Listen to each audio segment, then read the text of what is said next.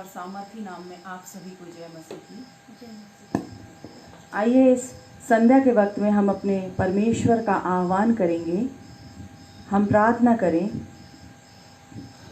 हे जीवित सामर्थी पिता परमेश्वर, बड़े धन्यवाद के साथ आपके पवित्र चरणों में आते हैं प्रभु। अपने आप को शून्य और खाली करते हैं प्रेमी पिता परमेश्वर। प्रार्थना और विनती करते प्रभु जी, आप हमारे मध्य में आए प्रभु। इस पूरी आराधना को आप अपने हाथों में ले प्रभु जी। हमारा गीतों का गाया जाना, वचन पर चिंतन और मनन, हमारी प्रार्थनाएं, सब कुछ आप ग्रहण करें पिता परमेश्वर। हर एक बातों को प्रभु आप अपने कंट्रोल में लें, अपने अधिकार में लें पिता परमेश्वर। हर एक इलेक्ट्रिसिटी, इंटरनेट को और पिता परमेश्वर हम सभी को, और हर एक डिस्टर्बेंस को इस स्थान से आप दूर करें प्रभु। सब अपने हाथों में लें पिता परमेश्वर। इस आराधना में हम अपने आप को आपके हाथों में सौंपते हैं। आपकी इच्छा हमारे जीवन में पूर्ण हो, मसीह यीशु के नाम में आमीन। आज का जो वचन हमारे चिंतन और मनन करने के लिए लिया गया है वो पाया जाता है जकरिया नबी की पुस्तक, जिस सीरीज में हम अध्ययन कर रहे हैं। जकरिया नबी की पुस्तक, उसका 4था अध्याय, उसकी 6वीं आयत, जकरिया 4 और 6। यहाँ वचन इस प्रकार कहता है, तब उसने मुझे उत्तर देकर कहा, जरुब्बाबेल के लिए यहोवा का यह वचन है, ना तो बल से और ना शक्ति से, परंतु मेरे आत्मा के द्वारा होगा। मुझ सेनाओं के यहोवा का यही वचन है, ना तो बल से ना शक्ति से, परंतु मेरे आत्मा के द्वारा होगा। मुझ सेनाओं के यहोवा का यही वचन है। परमेश्वर अपने पवित्र वचन के पढ़े और सुने जाने पर आशीष दें। आइए वचन में जाने के पहले हम अपने मनों और हृदयों को तैयार करें। हम अपने परमेश्वर की स्तुति करेंगे। कुछ गीतों के द्वारा हम अपने परमेश्वर के नाम को महिमा देंगे। परमेश्वर हमसे कहता है, तू मत डर, मैं तेरे साथ हूँ। न घोड़े न रथ तुझे विजय दिलाएंगे, जब साथ है मसीहा तब हम जीत जाएंगे।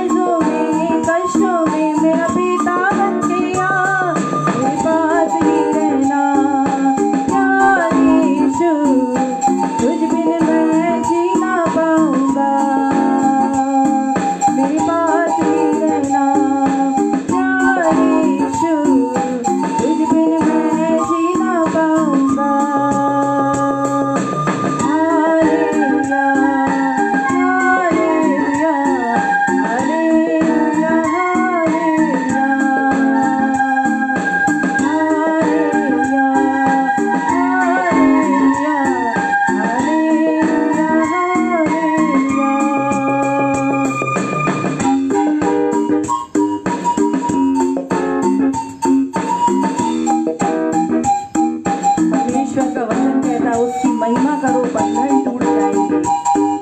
मेरा यीशु मौजूद है यहाँ।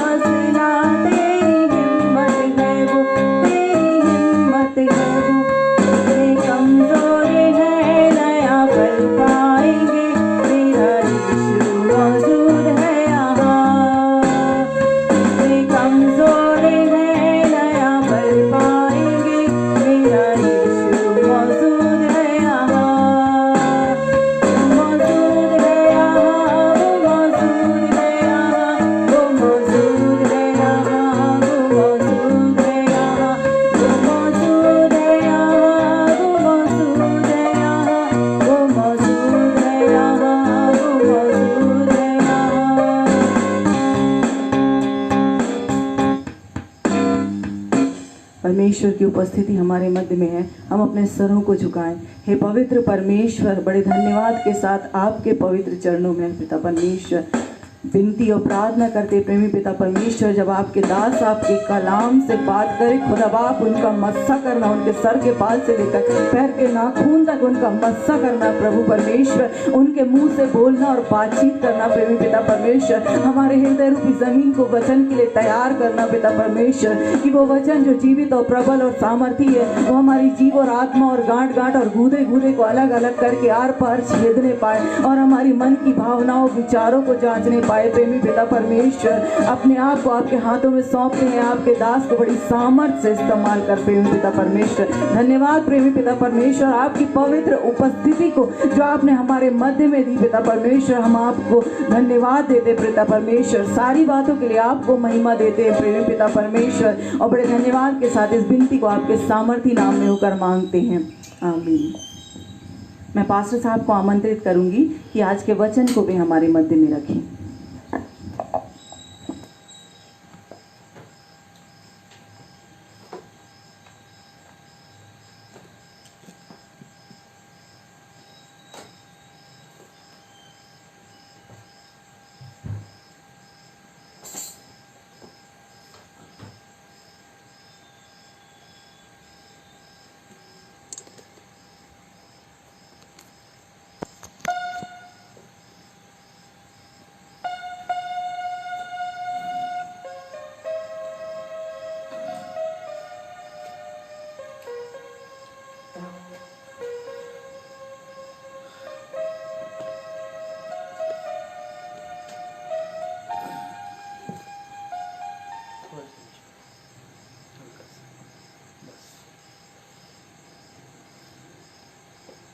प्रभु यीशु मसीह के मधुर और मीठे नाम में आप सबों को जय मसीह की।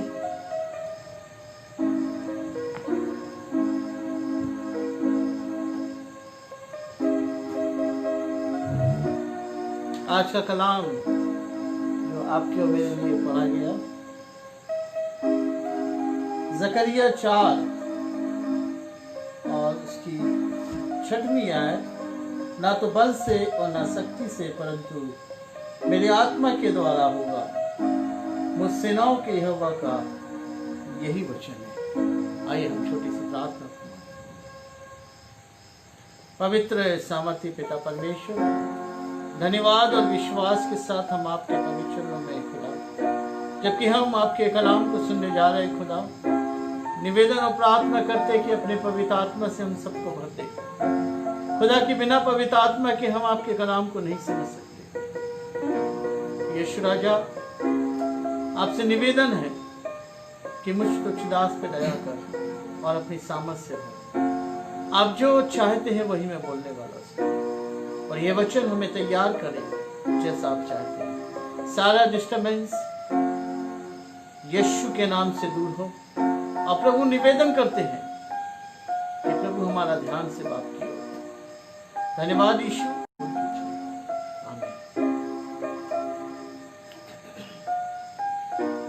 जकरिया के विजन के बारे में हम अध्ययन कर रहे हैं और हमने 4 विजन के बारे में देखा है और आज हम 5वें विजन के बारे में सुनेंगे। और प्रियो, ये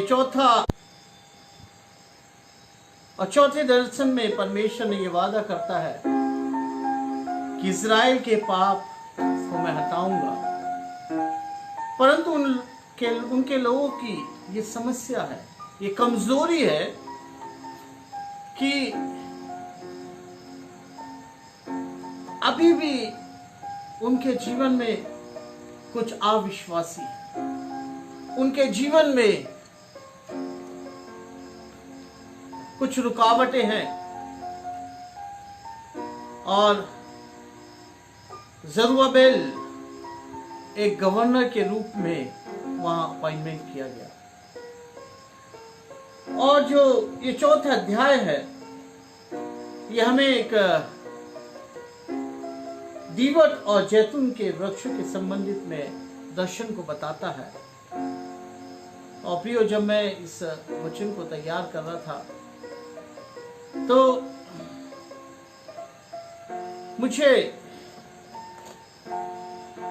बड़ी सामर्थ को मिली कि सचमुच प्रभु हमारा अभिषेक करने जा रहा है, सचमुच प्रभु हमारा अभिषेक करने जा रहा है।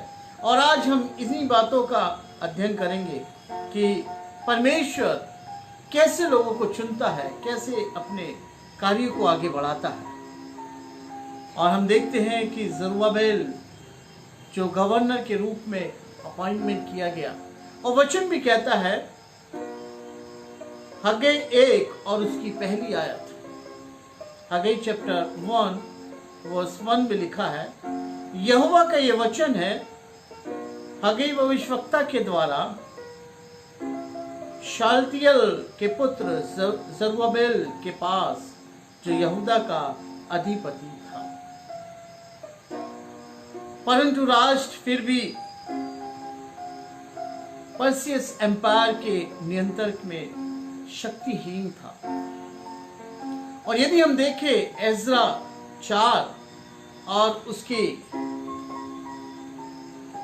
1 से 5 तक, तो यहां पे हम देखते हैं कि मंदिर के पूर्ण निर्माण का विरोध किया जाता है, रुकावटें आती हैं, लेकिन प्रियो उस रुकावट का वो सामना करते हैं, वो रुकावट का वो सामना करते हैं। जब मंदिर का निर्माण होगा तब इस्राएल अपनी क्षमता को और सूत्र का खुलासा होगा, अपनी क्षमता का और सूत्र का खुलासा होगा। जकरिया जागृत हुआ और उस स्वर्ग दूतों से और देख के एक सोने की दीवट और 7 तेल के दीपक के विषय में वो पूछता है।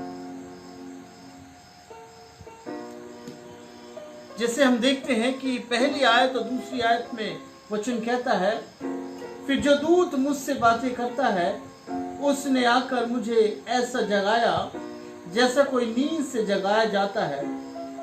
उसने मुझसे पूछा, तुझे क्या दिखाई पड़ता है? मैंने कहा, एक दीवट है और संपूर्ण सोने की है और उसका कटोरा उसकी चोटी पर है और उस पर उसके 7 दीपक है। और ये दर्शन के बारे में एक और दूसरी आयत में लिखा है 7 दीपक। और यदि हम देखें निर्गमन की पुस्तक उसका 25वां अध्याय और 31 से 40वीं आयत तक, तो हम देखते हैं इस चैनल के अलावा वे पाइप जिनसे होकर जैतून का तेल एक पात्र में आता है और हर एक दीपक तक पहुंचता है। दीवट के ऊपरी हिस्से में जकरिया 2 जैतून के पेड़ देखता है।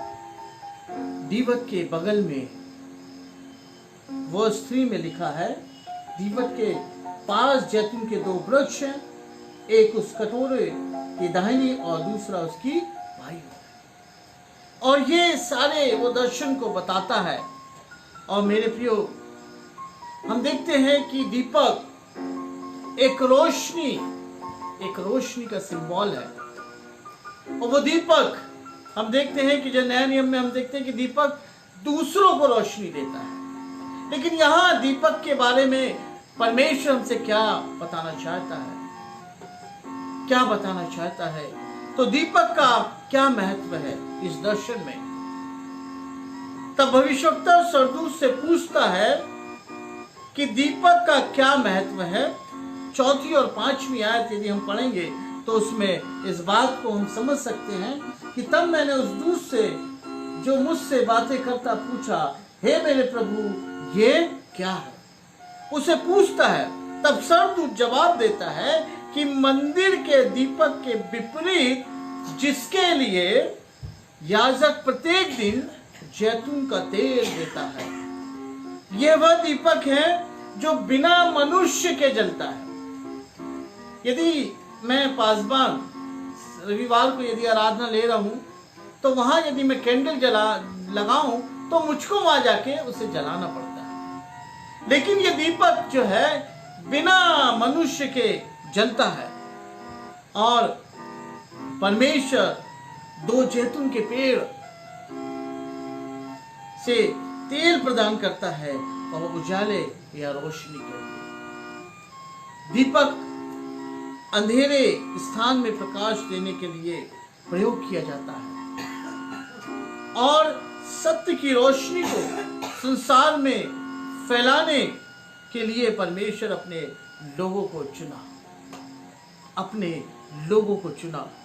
उन्होंने जैतून के तेल से अभिषेक किया जाता है जो वह पवित्रता के द्वारा सशक्त हो जाता है, आत्मा से भर जाता है।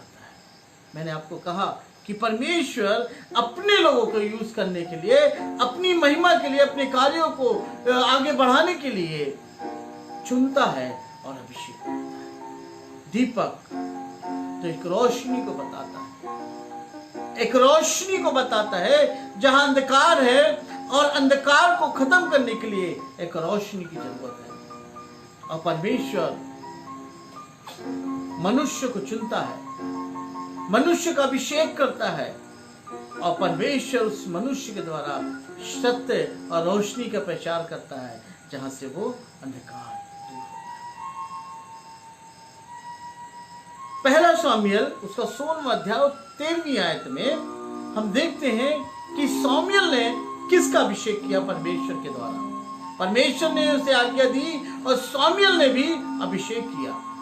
पहला सामुएल उसका 16वां अध्याय और 13वीं आयत में लिखा है कि तब सामुएल ने अपना तेल का सींग लेकर उसके भाइयों के मध्य में उसका अभिषेक किया और इंधन में लेकर भविष्य को यहोवा का आत्मा दाऊद पर बल से उतर गया। जब अभिषेक होता है तो परमेश्वर का आत्मा हम में उतर जाता है।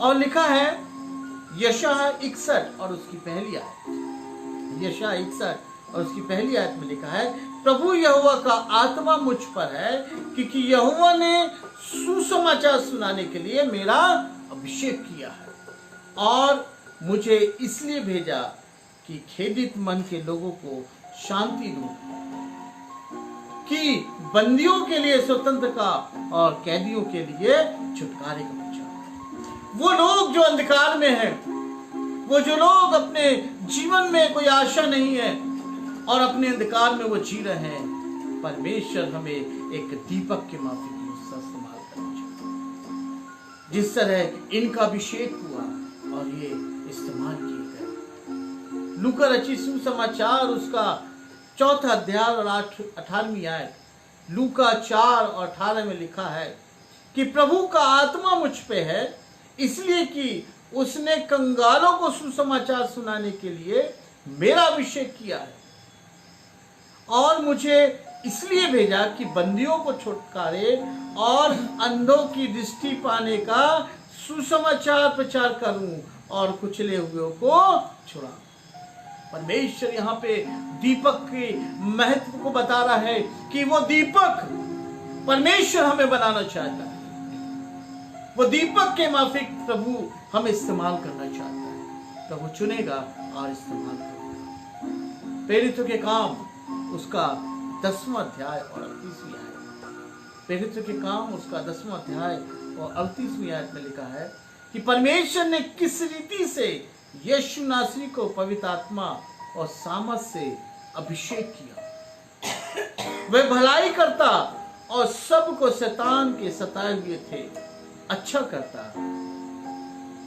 क्योंकि परमेश्वर उसके साथ था। परमेश्वर उसके साथ था। यहां पे हम देखें कि दीपक का क्या महत्व है। दीपक जो एक रोशनी देता है और परमेश्वर ने हमको वो दीपक बनाया है कि परमेश्वर में चुनता है, अभिषेक करता है और हमको उस जगह भेजता है जहां लोग अंधकार में जी रहे हैं। दूसरी बात हम यहां देखते हैं कि God presence among his people, जो परमेश्वर अपनी उपस्थिति अपने लोगों के बीच में देता है।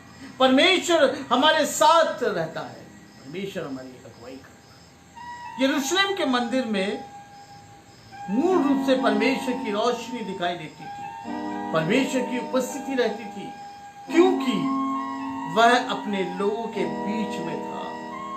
वैसे तो इस मंदिर को बेबीलोन की सेना ने बर्बाद कर दिया था और इसे बनाने की कोई बाधाएं नहीं, इस बनाने में कई बाधाएं नहीं। वचन कहता है एजरा 1 और 3 में, एजरा 1 और 3 में कहता है कि उसकी समस्त प्रजा के लोगों में से तुम्हारे मध्य जो कोई हो उसका परमेश्वर उसके साथ रहे, वो यहूदा के यरूशलेम को जाकर इस्राएल के परमेश्वर यहोवा का भवन बनाए, यहोवा का भवन बनाए। जो यरूशलेम में है वही परमेश्वर।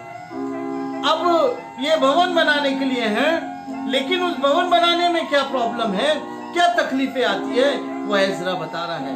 यदि हम देखें एजरा उसका 4था अध्याय और उसकी 4थी और 5वीं आयत में, जब ये लोग उस भवन की मंदिर को बनाने को गए जो टूट गया था और इसे बनाने जब गए तो क्या प्रॉब्लम आई, इसकी फिर से ये उस मंदिर को निर्माण करने के लिए गए थे और वहां पे लिखा है 4थी और 5वीं आयत में लिखा है, तब उस देश के लोग यहूदियों को निराश करने और डरा कर मंदिर बनाने में रुकावट डालने लगे और फारस के राजा क्रुसु के जीवन भर फारस के राजा द्वारा दारा के राज्य के समय तक उनके मनोरथ को निष्फल करने के लिए वकीलों को रुपए देते रहे।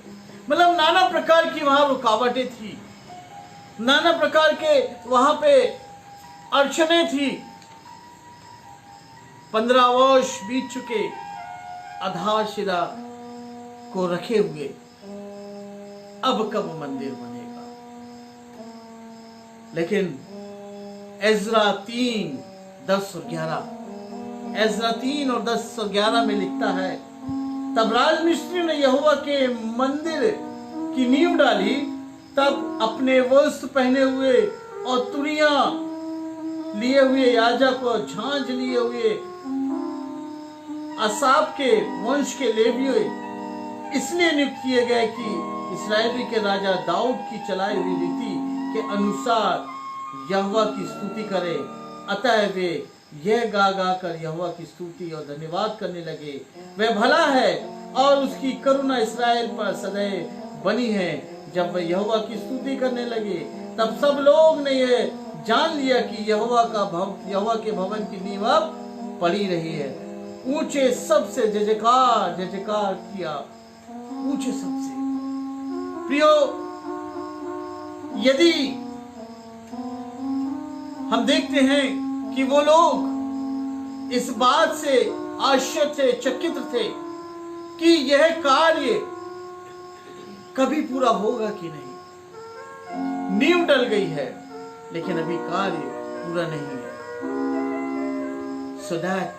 So the Lord word to the Zerubbabel. So the Lord word to Zerubbabel, not by might, nor by power, but my spirit. But my spirit. और चौथा अध्याय जकरिया 4 और उसकी 6वीं आयत जो हमें सामर्थ देती है, जो हमें बल देती है और इस बात को बताती है कि सब कुछ करने वाला वो परमेश्वर है। वो परमेश्वर की आत्मा है, वो परमेश्वर की आत्मा है। और कहता है, not by might not by power but my spirit. यहोवा का ये वचन है, ना तो बल से और ना शक्ति से, परंतु मेरे आत्मा के द्वारा होगा। मुझ सेनाओं के यहोवा का यही वचन है। यदि बिल्डर वास्तव में मानव शक्ति पर आश्रित रहता तो मंदिर का पुनर्निर्माण कभी नहीं होता। परंतु यहाँ पे परमेश्वर की आत्मा ने जरुब्बाबेल के द्वारा कार्य किया। और वर्स 7 में हम देखते हैं, वर्स 7 में लिखा है, हे बड़े पहाड़ तू क्या है, जरुब्बाबेल के सामने तू मैदान हो जाएगा। और वह चोटी का पत्थर यह पुकारते हुए आएगा, उस पर अनुग्रह हो, अनुग्रह हो।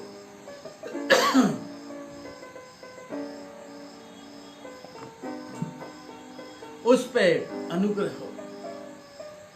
परमेश्वर का आत्मा जरुब्बाबेल के द्वारा कार्य किया। वचन के अनुसार पहाड़ जो है वो ऊंचाई का प्रतीक है, ऊंचाई का प्रतीक है। लेकिन यशायाह 40:4 में लिखता है, जो पहाड़ है वो ऊंचाई का प्रतीक है, लेकिन यशायाह 40:4 में लिखता है कि हर एक तराई भर दी जाएगी। ध्यान से सुनना, हर एक तराई भर दी जाएगी और हर एक पहाड़ और पहाड़ी गिरा दी जाएगी।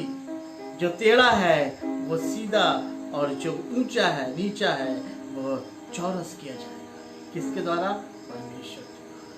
परमेश्वर के द्वारा। मत्ती 17:20 में लिखा है कि यदि राई के दाने के समान तुम्हारा विश्वास हो तो तुम इस पहाड़ से यहां से सरकने को कहोगे तो वो सरक जाएगा। किस बात को ये बताना है?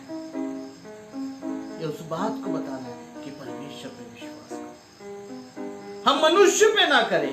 यदि वो बिल्डर, यदि वहां जो कार्य कर रहे थे वो मनुष्य पे भरोसा करते तो मंदिर का पूर्ण निर्माण नहीं होता। लेकिन परमेश्वर सब कुछ करता है। वो कहता है किसी से नहीं, लेकिन मेरी आत्मा के द्वारा हो जाए। ना तो बल से, ना तो शक्ति से, पर मेरी आत्मा के द्वारा ये हो जाएगा। मेरी आत्मा के द्वारा। मेरे प्रियो, हम भी परमेश्वर की आत्मा, परमेश्वर पे विश्वास करें। वो काम जो पहाड़ सा है, वो कार्य जो बड़े बड़े ऊंचे हैं और हमें असंभव लगते हैं, लेकिन परमेश्वर उसको समतल कर देगा। परमेश्वर उसको सक्सेस कर देगा। परमेश्वर उसको बराबर कर देगा। परमेश्वर ने जरुब्बाबेल को के समक्ष बनाया ताकि मंदिर का निर्माण हो, उसे सामर्थ्य दी, उसे पावर दिया कि उसको वो अपनी महिमा के लिए इस्तेमाल करे, अपने कार्यों के लिए इस्तेमाल करे। उसका अभिषेक करा, उसे चुना मेरे प्रियो, ताकि मंदिर निर्माण में कोई भी बाधा ना आए। जैसे लोग आनंदित होते हैं जरुब्बाबेल के हाथों से मंदिर की नींव रखवाने का कार्य पूरा होगा। वर्स 8 to 9 में इस बात को लिखा है। आज के दिन में ये छोटी बात है, आज के दिन में ये छोटी बात है कि उनकी गरीबी और कमजोरी के बावजूद परमेश्वर लोगों को विजय देता है। हालेलुया। आज हम कमजोर हैं, आज हम लाचार हैं, आज हमारे पास कोई आशा नहीं है, लेकिन हमने खुदा पे विश्वास किया। वो परमेश्वर वो सामर्थ देगा, वो आत्मा से भरेगा और हमारे कार्य सक्सेस हो जाएंगे। और क्या है उसकी 7 आंखें, और क्या है उसकी 7 आंखें। वर्स 10 में इस बात को लिखा है कि यहोवा अपनी इन 7 आंखों से सारी पृथ्वी पर दृष्टि करे। 7 आंखें। वर्स 11 से 13 में फिर जकरिया ने 2 बार उन जैतून के पेड़ के बारे में स्वर्गदूत से पूछा। जैतून के पेड़ के बारे में स्वर्गदूत से पूछा। 11 और 13 में लिखा है, और उसे ये बताया गया कि 2 चीज का प्रतीक, 2 व्यक्ति जिनका अभिषेक हुआ कि वे परमेश्वर की सेवा करें।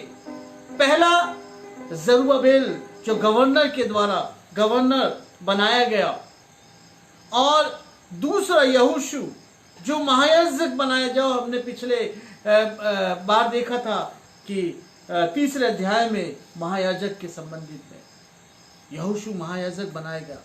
और पुराने नियम में परमेश्वर चुनता है और फिर अभिषेक करता है। परमेश्वर चुनता है और फिर अभिषेक करता है। याजक के लिए अहरोन को चुना। ये एक्सोडस निर्गमन 28 और 41, निर्गमन 28 और 41 में लिखा है, अपने भाई हारून और उसके पुत्र को यही सब वस्त्र पहनाकर उनका अभिषेक और संस्कार करना और उन्हें पवित्र करना कि वो मेरे लिए याजक का काम करें। राजा दाऊद का भी अभिषेक किया। वो लिखा है 1 सामुएल उसका 16वां अध्याय 12 से 13 में लिखा है कि शामुएल ने राजा दाऊद का अभिषेक किया। परंतु कई वर्ष से ना तो कोई राजा था, ना महायाजक था, और परमेश्वर का अभिषेक इन दोनों पर हुआ। हालेलुया।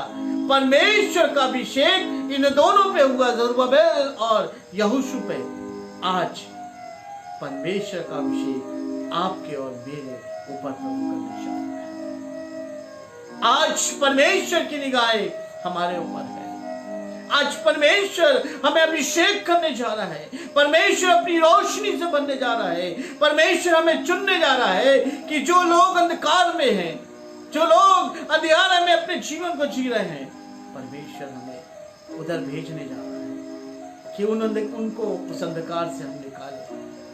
हम परमेश्वर के लिए इस्तेमाल किए जाए, परमेश्वर के लिए इस्तेमाल किए जाए।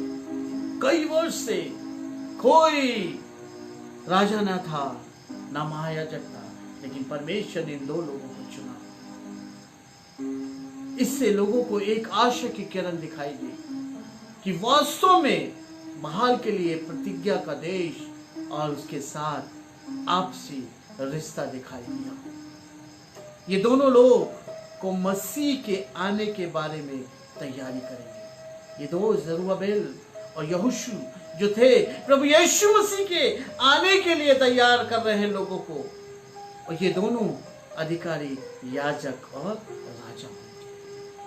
अधिकारी, ये दोनों अधिकारी राजा और याजक होंगे, महायाजक। ये परमेश्वर ने वो आशीष देने जा रहा है। और वही आशीष आज परमेश्वर हम सबको देने जा रहा है। आज प्रभु यीशु मसीह भी हमारा अभिषेक करना चाहता है।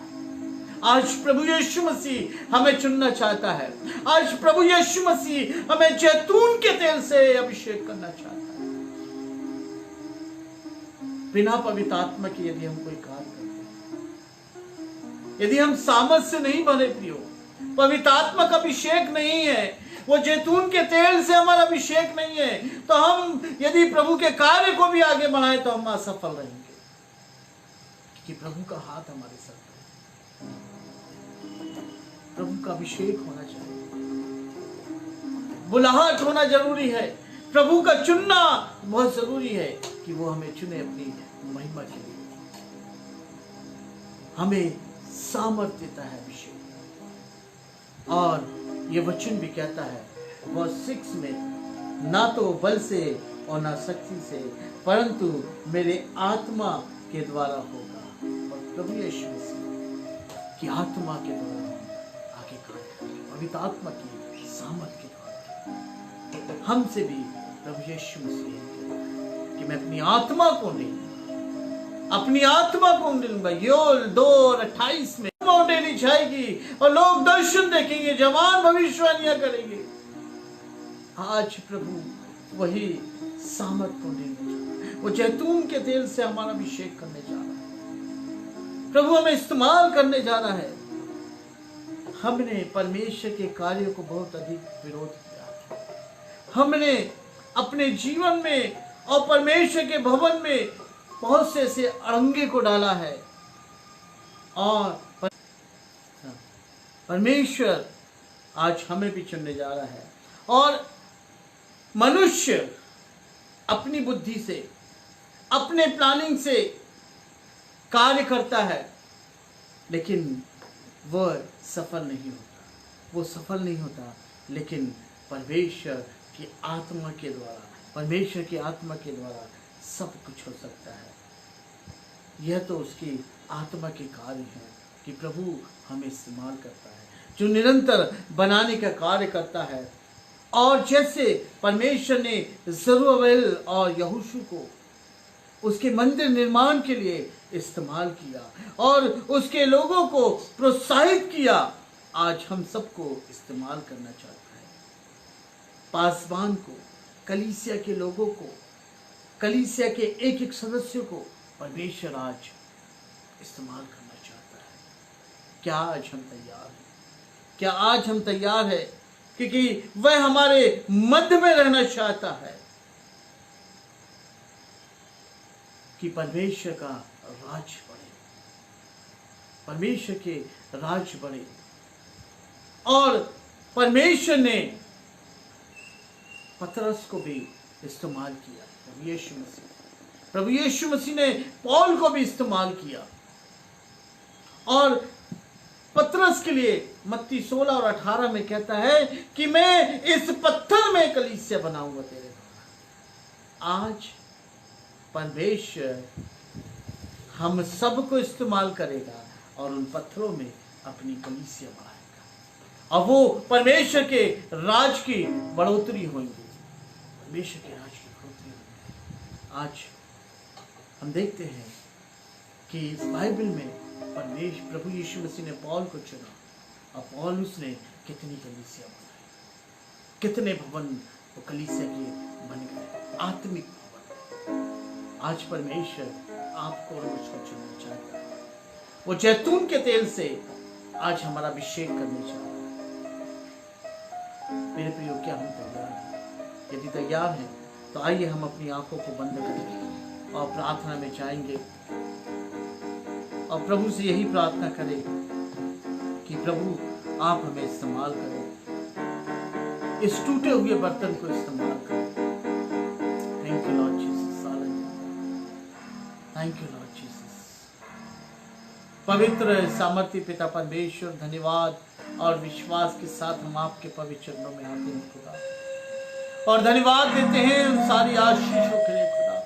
आपकी उत्तम उपस्थिति के लिए हम आपको धन्यवाद देते हैं खुदा।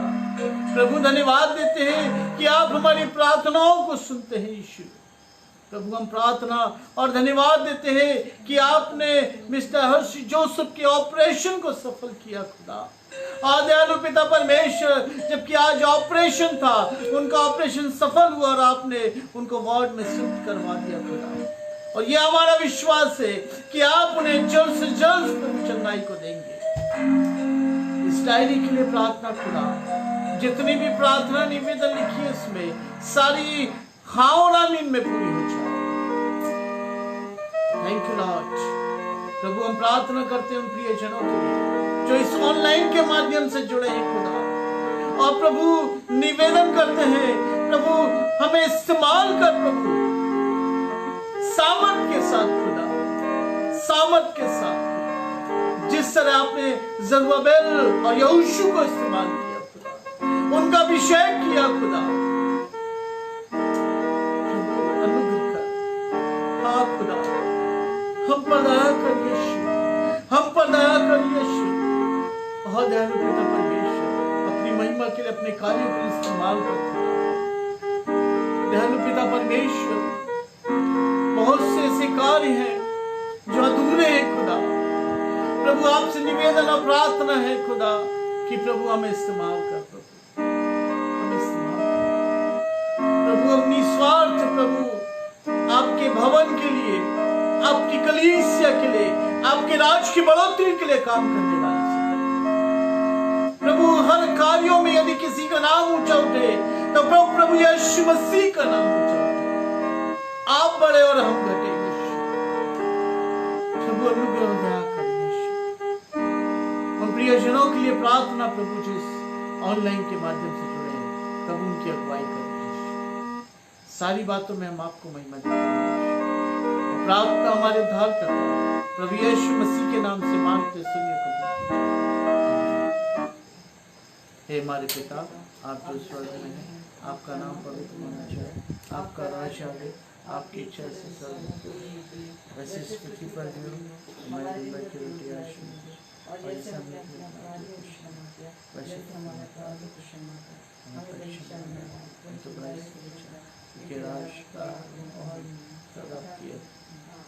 विश्वासी हृदय से आशीष को ग्रहण करें।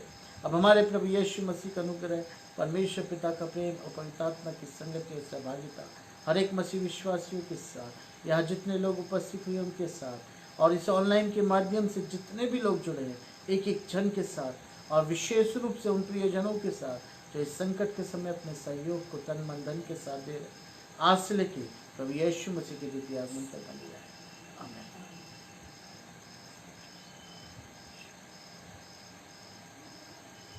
प्रभु यीशु मसीह के मधुर और मीठे नाम में आप सबों को जय मसीह की।